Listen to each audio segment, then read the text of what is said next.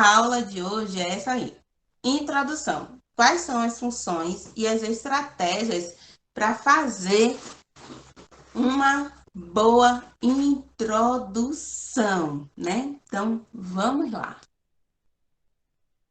Como fazer a introdução? Ela é a porta de entrada para a sua redação, ou seja, em uma casa, a porta de entrada normalmente é a porta mais bonita que tem na casa. As portas de dentro, né, são, são boas, mas não são tão bonitas como a da entrada, porque a da entrada é a que todo mundo vê, a galera que passa na rua vê. Então, a introdução é a porta de entrada. Ela é a mais elaborada, ela é a mais bonita. Por quê? Quando o leitor começa o texto, ele não começa pelo final, ele começa pela introdução, certo? O corretor vai começar o seu texto pela introdução. Então, o que é que acontece? Ela tem que ser bem elaborada, bem escrita, para que você consiga prender a atenção do leitor, no caso do corretor do Enem, né? E aí, o que vai seguindo? Essa introdução, como eu disse, a porta de entrada, e ela tem três elementos, que é o contexto, o tema e a tese. Ou seja, se você não contextualizar, você perde ponto. Se você não explicar o tema, você perde ponto. E se você não tiver uma tese, você perde ponto. Tem que ter os três elementos, certo? A ausência desses elementos faz com que você perca ponto em uma das competências, tá bom? Continuando, o contexto. O contexto é aquilo que está junto ao texto, é o que está ligado ao texto, né? Então, vocês têm um tema, e a partir desse tema, vocês têm que observar tudo no mundo que está relacionado àquele texto, faz parte do contexto desse tema.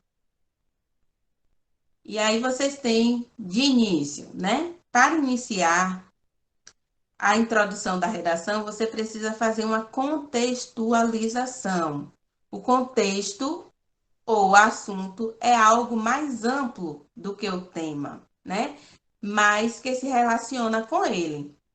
Então vamos lá. Observe um exemplo da redação de 2017. Desafios da formação educacional dos surdos no Brasil. Ok.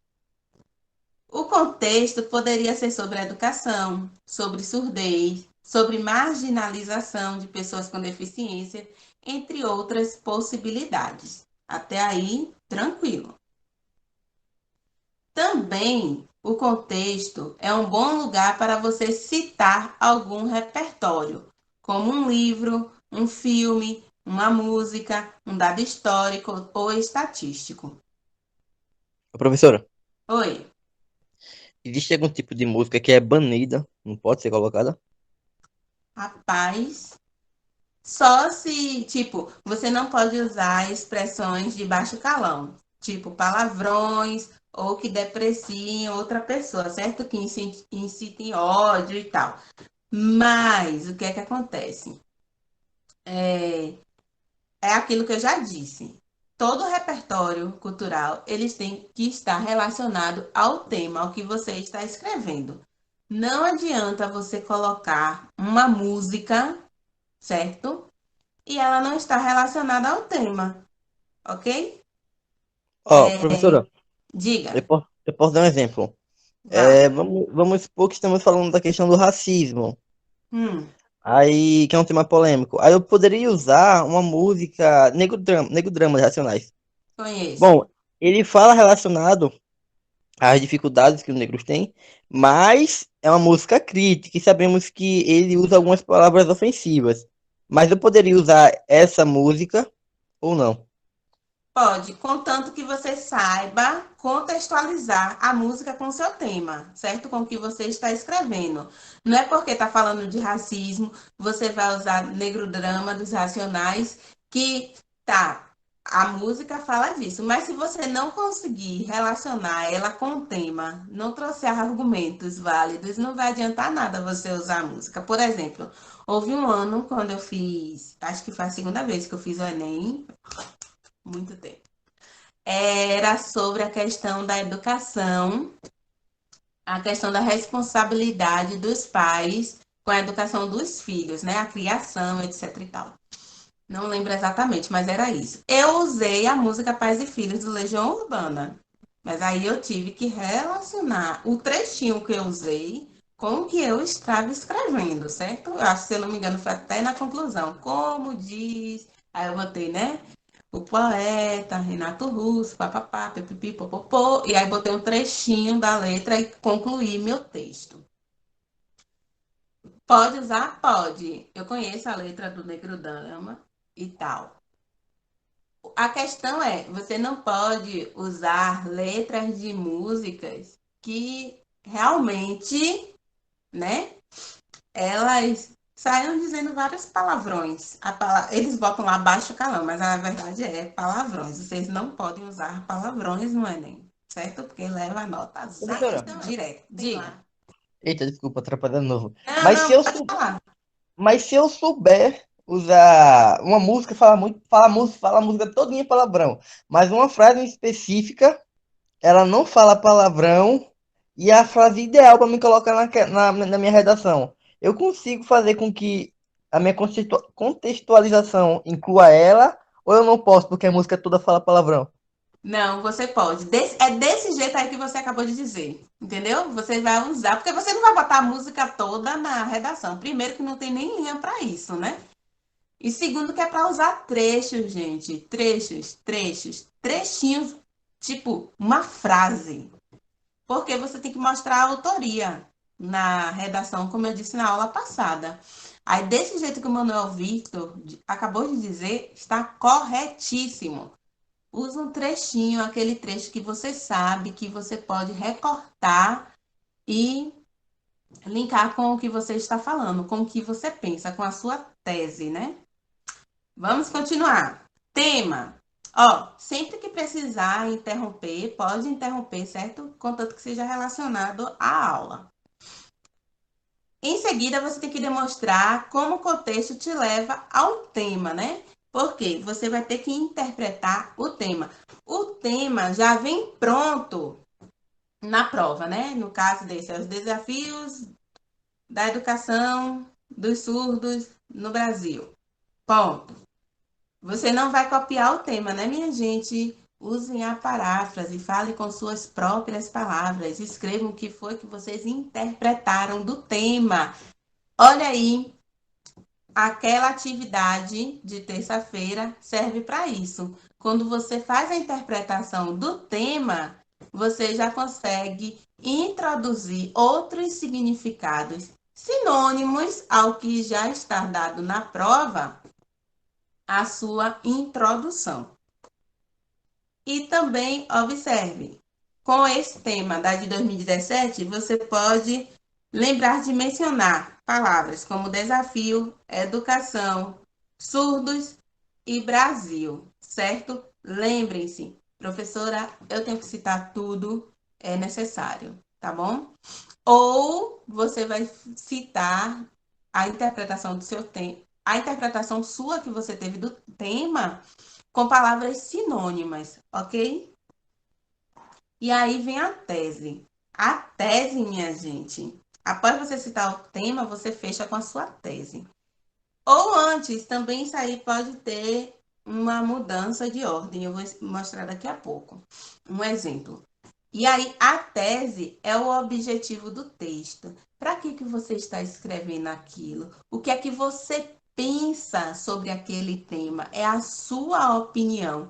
E aí, na tese, que é a parte mais importante, sem tese não há construção de texto dissertativo argumentativo, certo? A partir da sua tese, do que você pensa sobre aquele assunto, é você responder na tese o que é que você acha sobre o tema. A pergunta para criar a tese é essa: o que é que eu acho sobre determinado tema? Né? E aí você tem que responder. Por quê? Não é o corretor, no caso, o professor, o corretor do Enem, o leitor, né? Que vai descobrir o que é que você pensa. Porque na hora lá eu estou sentada corrigindo a redação. Ai, o que será que Manuel pensa sobre isso? O que será que Larissa pensa sobre isso? O que será que Caene ou Vitória Ramos pensam sobre isso? Não sou eu que tenho que descobrir, é você que tem que me dizer. É você que tem que deixar lá explícito na sua introdução, no seu texto, o que é que você pensa, qual é o seu posicionamento em relação àquele tema. E aí, a partir disso, é que você também responde por que, que eu acho isso. E a partir disso é que você consegue desenvolver, olha aí, Manuel, os seus argumentos. No caso, vocês podem escolher dois, porque são dois desenvolvimentos, aí são duas questões argumentativas para você responder. Por que que eu acho isso desse tema, né? Observe um exemplo. Vamos ao exemplo que aí fica mais claro. Acompanhe aí a leitura. Esse é um trecho introdutório, certo? De uma redação de 2017 do Enem. A autora é Isabela Barros. Na obra Memórias Póstumas de Brás Cubas, o realista Machado de Assis expõe, por meio da repulsa do personagem principal em relação à deficiência física, ela era coxa, a maneira como a sociedade brasileira trata os deficientes. Ponto. Essa é a contextualização dela. Atualmente, mesmo após avanços nos direitos desses cidadãos, a situação de exclusão e preconceito permanece e se reflete na precária condição da educação ofertada aos surdos no país, a qual é responsável pela dificuldade de inserção social desse grupo, especialmente no ramo laboral. Ponto. Observem que a introdução dela está perfeita, certo? Vamos lá. Primeiro, que eu grifo aí de amarelo para vocês, é a contextualização. Ela usa um livro da literatura brasileira. Professora, pode ser um livro estrangeiro? Pode, não tem problema, certo? Dependendo do tema. É aquilo que eu disse, vale para música, vale para o livro, vale para peça teatral, vale para filme, para série, para o que for. Tem que estar relacionado ao tema. Pode ser em Professora, grego. Diga, Manuel. eu tenho quase certeza que, eu não sei se é professores, como são, as pessoas que corrigem a redação, ela não vai ler toda a obra, todo o trecho de música. Talvez se conhecer, tudo bem. Mas se uma pessoa simplesmente colocar algum nome ali e citar alguma frase, nada a ver. A pessoa pode ter como autoria, conhecimento daquela pessoa, ou o professor vai ter que pesquisar. Ó, às vezes se pesquisa, viu? Quando a gente vê que é algo muito elaborado, muito gritante, é porque assim, professor conhece escrita de aluno, né? Normalmente, o maior público do Enem, ele vem do terceiro ano do ensino médio. Então, há alunos que realmente têm uma bagagem cultural esplêndida, outros nem tanto, outros são meieiros. Então, assim, e o que é que acontece também, além disso? É que o concurseiro do Enem, né, o participante do Enem, ele estuda e ele usa citações muito corriqueiras. São obras que são do dia a dia, de que eles viram na escola. E ou de cursinhos, coisas que são prontas. Usa-se muito Kant, Foucault, Paulo Coelho. Ou só quero falar Paulo Coelho, mas não é Paulo Coelho, não. Paulo Freire, gente, o patrono da educação no Brasil. Toda hora eu troco. Então, normalmente são esses, tá? Marx, são esses filósofos, esses cientistas, produtores. Machado de Assis cai muito, ou algum livro que esteja na moda, vamos dizer, né? Na atualidade. E aí, o professor, quem corrige as redações do Enem, há uma seleção todo final do ano, são professores de língua e literatura portuguesa, né? Então, supõe-se que esse professor tenha uma bagagem cultural grande e são pessoas que trabalham há muito tempo. Todo ano entra gente nova, é verdade. Mas a galera que trabalha nessas correções, elas já trabalham lá há um bom tempo. E sim, o corretor ele recebe um material preparatório, que por sinal foi disponibilizado, o ano passado foi disponibilizado para os alunos. Como é que o corretor faz a correção da redação do Enem? E explica tudo direitinho lá, certo? Então, assim, como eu corrigi a atividade última, eu copiar algo que é de outra pessoa e se passar por sendo seu é plágio, e plágio é crime. Então, quando a gente vê na escrita, no corpo do texto, uma frase que destoa um pouco daquilo que você está escrevendo, é simples, minha gente, porque a correção é feita no computador. Ctrl+C, Ctrl+V, internet. Procura-se. Bem simples, Ô, viu? professor, e se não souber o nome do autor? O nome do autor for complicado, for em inglês, o nome da série for em inglês, não souber escrever na hora. Como é que vai dar a autoria para ele? Você tem que citar de alguma forma, certo? Mesmo que você escreva errado. Escreva. As grafias de nomes, elas não são contabilizadas, certo? Contanto que você dê nome aos bois. Ô, professora, Diga, e Alex. tipo, eu fui fazer a redação num curso que eu tô fazendo, aí fui com o mesmo tema da redação do Enem, do ano passado. E daí eu quis citar um livro que eu li sobre psicologia, só que eu decidi, tipo, tentar contextualizar usando o começo, entendeu? Assim, porque no livro ele fala como foi que começou e tal, o tratamento das pessoas com problemas mentais, como era o tratamento deles e tal. Só que, para falar sobre isso, eu tinha que usar, tipo, a Alemanha, entendeu? Porque foi lá que começou a maioria dos tratamentos, assim, começou a ter esse cuidado com pessoas com doenças mentais. Só que o problema é que a redação estava pedindo no Brasil. Aí eu queria citar como começou, aí eu usei a Alemanha. Mas acabei ficando bem perdido se eu tava fazendo da forma certa, se eu tava pulando o tema. Não, não há problema de você começar do macro, certo? E depois afunilar a sua temática e entrar no Brasil. Não há problema disso. Tanto que em redações, de correção de redações, se cita a Segunda Guerra Mundial, a Revolução Francesa, né? Coisas que aconteceram em outros locais além do Brasil. Não há problema. A questão é, como eu disse, você conseguir fazer essa relação. Você tem que relacionar o seu tema, como eu acabei de dizer, você pode usar uma literatura estrangeira para falar de um tema que está com recorte no Brasil? Pode, não tem problema nenhum, certo? Não há problema nisso. A questão é você conseguir. Se você conseguiu relacionar, né? Conforme o livro tal, popopô, o início dos tratamentos de doenças mentais ocorreu na Alemanha, ppp, papapá. Ok. Já no Brasil, aí pronto. Aí você segue. Deu para entender? Deu.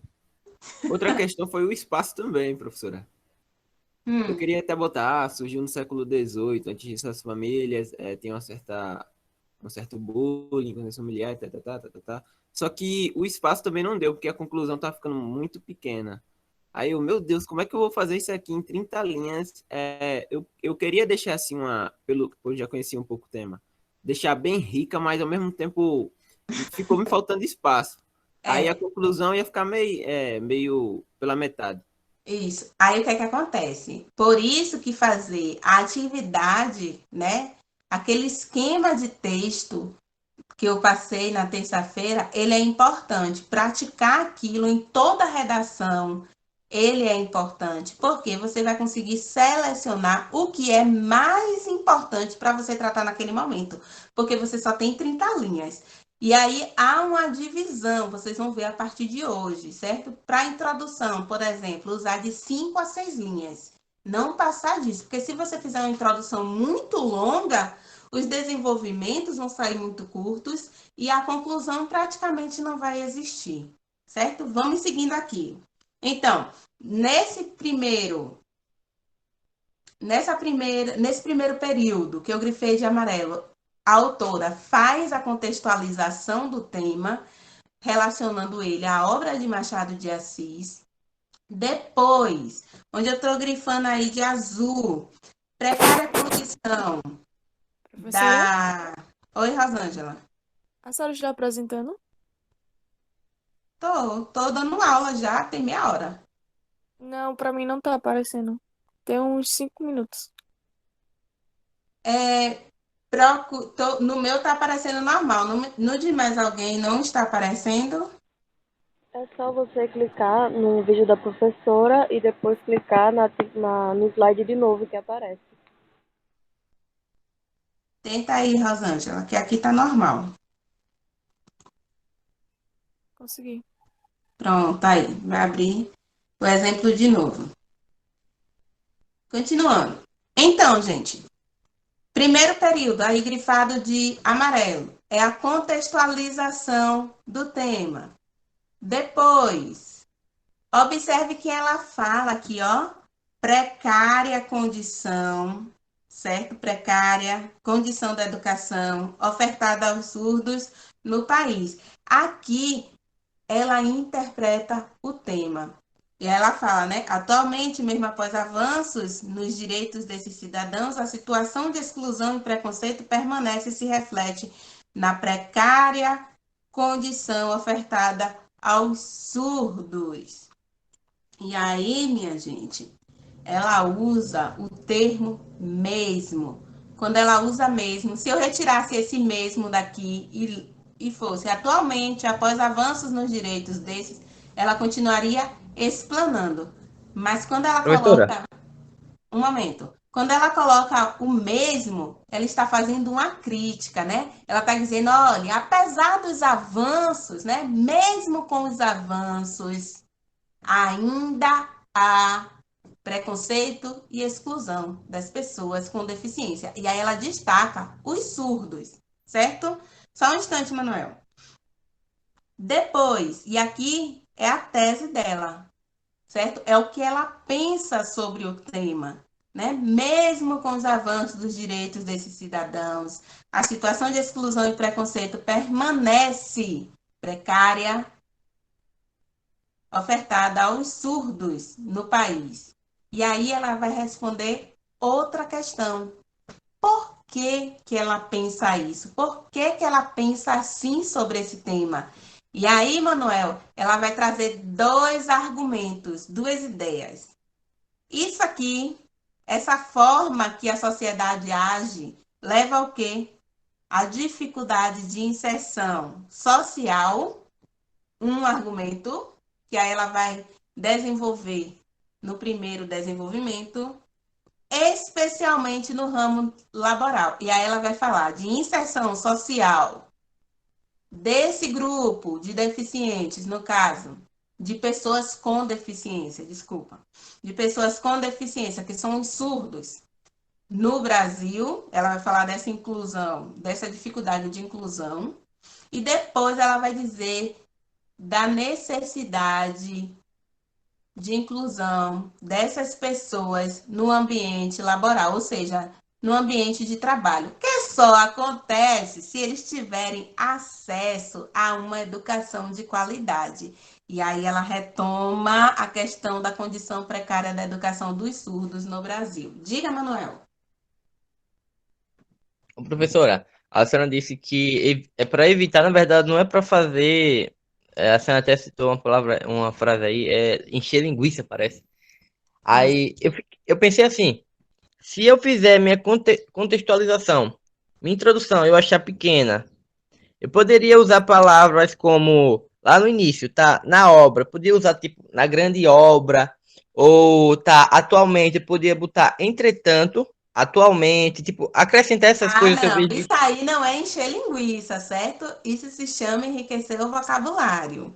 Isso se chama detalhar o que você está escrevendo. O que eu chamo de encher linguiça é você não tem mais nada para falar e aí você começa a enrolar na prova, certo? Na escrita. Você começa a falar, a escrever, no caso, o que você já disse, só que com outras palavras, entendeu? E aí, seu texto, ao invés de ele ter um início, um meio e um fim, ele fica um ciclo assim, ó, uma bola, rodando, rodando, rodando. É isso que eu tô falando de encher linguiça. Você fala, Entendi. fala, fala e não sai do lugar. Então, como iniciar uma introdução? Minha gente, ó, há vários tipos de estratégias, eu vou citar algumas aqui, certo? De como vocês podem iniciar, de como fazer essa contextualização. Vocês podem conceituar um termo, certo? Isso é muito interessante, porque você pega uma palavra-chave do tema e você vai contextualizar esse tema. Observe um exemplo. O tema de exemplo é a persistência da violência contra a mulher. E aí começa a redação desse jeito. Violência é toda ação marginalizada que atinge de forma verbal ou física o outro. E a mulher sofre. E aí continua. Observe que ele conceitua o que é violência e depois ele entra no tema, certo? Porque ele não está falando de violência geral, está falando de violência contra a mulher. Depois, você também pode apresentar dados estatísticos sobre um determinado tema. Se escolher essa técnica, use um dado ou algo que já tenha lido para iniciar o seu texto. Gente, ó, isso é muito legal, porque demonstra que você está antenado nas notícias, que você lê, que você conhece as coisas. E aí, aqui, muita gente pergunta assim: ai, professora, eu vou ter que gravar aqueles dados do IBGE. Não, né, gente? É ficar ligado. Por exemplo, vamos dizer que caia algo sobre saúde pública no Brasil. E aí, constantemente nos jornais está aparecendo o gráfico de ocupação dos leitos de UTI no Brasil inteiro. Então, você pode chegar lá e dizer que é necessário mais investimentos na saúde pública, pois, conforme notícia anunciada no Jornal Nacional, né? Ou conforme pesquisa realizada pelo consórcio dos órgãos de imprensa no Brasil, até o momento as UTIs já estão ocupadas em 98% na maioria dos estados.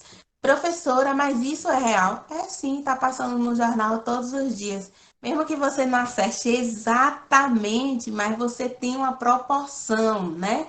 Você tem como colocar que ela está, por exemplo, agora, ontem mesmo eu vi notícia no Instagram do governador Renan Filho, dizendo que as UTIs, a ocupação das UTIs em Alagoas decaiu, já está em 71%. Já esteve em 97%, se eu não me engano, 95% em março. E agora, em abril, com todos esses processos de lockdown e investindo na questão das regras, né, de segurança pública que o Ministério da Saúde, no caso a Secretaria de Saúde do Estado propõe, houve uma redução da lotação das UTIs. Então, isso é você usar um dado estatístico. Não quer dizer que você tem que ficar lá na página do IBGE gravando os dados de todos os eventos que acontecem. Ok? Ó, exemplo, ainda a persistência da violência contra a mulher. E aí ele traz, no mundo, segundo dados da ONU, Organização das Nações Unidas, cerca de 70% das mulheres já sofreram algum tipo de violência. É lógico que a pessoa que escreveu isso, em algum momento da vida dela, ela leu sobre esses dados, então ela tem propriedade para falar. Observe aí, ponto. Alexander falou nesse instante. Ah, eu posso usar um dado que não seja do Brasil na minha redação? Com certeza. Olha aí, usando um dado da ONU, não foi do IBGE, que o IBGE é o Instituto Brasileiro de Geográfico e Estatístico, né? Geografia e Estatística. Ele usa um dado das Nações Unidas, tá certo? O negócio é você contextualizar o que você está trazendo com o tema. Apresentar uma interrogativa. Gente, ó, essa estratégia tem que ter muito cuidado. Professora, eu posso colocar uma pergunta na minha introdução? Pode. Contanto que você responda essa pergunta. É igual ao tema, minha gente. Certo? Vocês têm que colocar. Pode colocar pergunta na introdução? Com certeza. Mas nos seus desenvolvimentos, você terá que responder essas perguntas. Lília, te dou a palavra daqui a pouco. Continuando, olha aí que ele faz a contextualização da introdução com o mesmo tema. No Brasil, as mulheres sofrem cada vez mais violência com a violência doméstica. Ponto. Já delimitou, já interpretou o tema, né? Persistência, ou seja, sofre cada vez mais. Por isso, em 2006, entrou em vigor a Lei Maria da Penha, que tem, no caso, como objetivo punir os agressores. Mas essa lei está sendo eficaz? O que é feito após a abertura do processo? Essas duas perguntas o autor responde nos desenvolvimentos. Não façam perguntas na redação e deixem lá sem Ô, responder. professora, Diga. isso para mim me deixa surpresa a questão da pergunta. Eu pensei que não podia fazer. Mas é que pode fazer perguntas, sendo que pode se responder ela no desenvolvimento. Eu poderia fazer duas perguntas, uma para o desenvolvimento um respondendo ela e outra para o desenvolvimento 2, ou eu teria que responder tudo em um desenvolvimento só? Cada uma em um desenvolvimento. Pode sim. Ou, ou eu Você posso pode responder tudo em fazer a uma, pergunta e responder. Diga. ou eu posso responder tudo em uma. Não, o ideal é que você responda cada pergunta em um desenvolvimento, certo? Porque esse tipo de estratégia sugere, você faz duas perguntas lá na introdução. Então, cada desenvolvimento, você direciona uma dessas perguntas, certo? Não tentem responder, colocar 3, 4 perguntas, que é muito, no máximo duas, certo? E aí vocês colocar elas uma em cada desenvolvimento. Não tentem fazer, porque o tempo é curto, certo? A pressão é grande. Colocar, tipo, uma estratégia de pergunta e outra coisa. Por exemplo, uma citação, um conceito. Pode, pode. Agora você tem que saber desenvolver isso depois, certo? Por isso que eu digo, praticar, gente, praticar. Quanto mais você praticar, quando chegar no dia da prova, vai ser mais tranquilo de fazer. Em seguida, contestando definições, citações ou opiniões. Gente, ó, não precisa concordar com o tema, certo? Quando eu digo lá, dê a sua opinião, né, a sua tese, não quer dizer que você concorde com tudo. Agora, você, se discordar, você tem que escrever por quê e como. E se concordar, também tem que escrever por quê e como. Vamos ao exemplo. A persistência da mulher ainda, ó, embora seja divulgado amplamente que a mulher está conquistando espaços que tipicamente são masculinos, essa frase que eu acabei de falar, ela remete a algo que está no senso comum, está nos dias de hoje. Todo mundo sabe disso, que a mulher vem conquistando espaços. Mas aí ela vem e diz: devemos olhar que nem sempre isso se configura como realidade. Os cargos mais importantes, e aí ela vai e contesta, né? Ela diz: olha, não é bem assim. E aí ela mostra por que não é bem assim. Os cargos mais importantes das grandes empresas ainda são ocupados por homens. Elas ainda recebem os menores salários, mesmo ocupando posições, né? Ocupando, no caso, tinha que colocar aí altas posições. E aí, minha gente, isso aqui é senso comum, todo mundo sabe, e ela refuta, observe, que ela não traz uma citação, ela traz um pensamento dela a autora, né? Ela traz um pensamento que ela sabe, porque isso existe, está na nossa realidade. Quantas e quantas pesquisas não existem por aí dizendo, olha, o homem no mesmo cargo que a mulher, o homem recebe mais que a mulher. E aí depois, se você quiser ainda interseccionar isso, você pode trazer a questão de raça, né? A mulher branca ainda recebe mais que a mulher negra. O homem negro recebe menos que o homem branco, porém, a mulher branca, ela recebe menos que o homem negro e a mulher preta ainda recebe menos que esses dois, tá? Evidenciar argumentos com números, e aí vem as estatísticas, né? E aí você tem que saber usar os dados que você tem sobre determinado assunto. E se não tiver, professora? Oi? Oi, Manuel? E se não tiver nenhuma estatística em mente? Ah, você usa outra estratégia, né? Se você não tiver estatística, você usa outra estratégia. E aí, Pode com se, número... Hã? pode se utilizar do o que a redação dá ou não? Pode sim, pode. Agora sua nota vai cair um pouquinho, certo? Eu vou falar isso mais na frente. Ó, em cenário deprimente no qual faltam leitos, faltam materiais, faltam enfermeiros e principalmente médicos. A gente sabe dessa falta de material tanto humano, né, quanto materiais, instrumentos, materiais, remédios, macas nos hospitais públicos. É uma realidade que não é escondida. Todos nós sabemos, principalmente nós que usamos a rede de saúde pública do Brasil. Então, minha gente, usar números é você dizer isso, falta investimento na educação, né? É a ausência desses números. Aí você pode apresentar situações e depois desenvolver essas situações no desenvolvimento. Outra coisa também que pode ser usada é a comparação histórica, social ou cultural, mesmo que o tema seja definido, né, limitado ao Brasil, tá bom? Mesmo que esse tema seja limitado ao Brasil, você pode contextualizar ele com outras culturas, né? Contanto que depois você diga, ó, você fala lá da Alemanha, né? Você pode falar lá do nazismo, e depois você tem que dizer já no Brasil, né? Já na sociedade brasileira. Se lembrem sempre disso. Aí ele vai falar, né? No século XVI, a mulher não poderia ter uma ocupação na sociedade além de cuidar da família. Agora, no século XXI, a mulher continua. Ou, culturalmente, em alguns países muçulmanos, a mulher não pode sair de casa sem a presença do marido. Já no Brasil,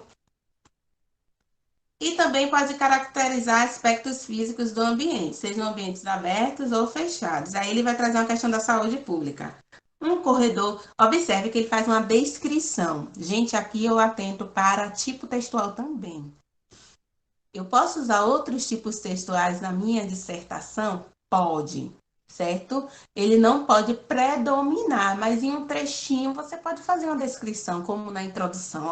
Olha aí, um corredor superlotado, pessoas deitadas no chão, nas macas apoiadas, em pias, em péssimas condições de higiene e saúde. Eis um retrato duro da realidade brasileira na área de saúde. Conseguem visualizar o que o autor está falando? E aí, a partir disso, você constrói a sua introdução. Alguns conectivos que vocês podem usar na sua introdução, certo? Depois deem uma lida nesse material. E aqui são os sites que eu usei como referência. Gente, essa é a avaliação que eu vou disponibilizar segunda-feira, certo? Lá na sala. E aí, aqui nesse início, gente, tem explicando o que é essa avaliação, ó. Essa atividade avaliativa consiste em escrever o parágrafo introdutório. É a redação toda? Não, é só o parágrafo de introdução, certo? Este primeiro parágrafo deve conter de 5 a 6 linhas. Professora, como é que eu vou contar as linhas? Para isso, escreva primeiro no seu caderno, certo? Depois, digite o texto no local indicado aqui no formulário. Sua introdução deve contextualizar o tema na íntegra, que foi isso que eu acabei de explicar. Você deve apresentar uma tese que representa o seu ponto de vista de forma impessoal. Nada de colocar lá, né? Eu acho isso, eu penso isso. Sobre as causas do problema a ser discutido. É importante ressaltar que você não deve ainda desenvolver suas ideias. Seja breve e objetivo. Lembre que você vai desenvolver as ideias no desenvolvimento, a palavra já diz. O formulário ficará disponível até a próxima sexta, dia 21, às 18 horas. Boa prova. E aí, aqui tem o que você já conhece, né? Nome completo. Assinale em qual turma vocês são, de qual turma. E aqui, minha gente, são as duas questões. Vocês vão fazer um parágrafo introdutório do tema 1, que vocês já têm a proposta de redação, certo? E do tema 2 também. Cada parágrafo deve ter de 5 a 6 linhas, ok? Depois é só clicar em enviar e pronto.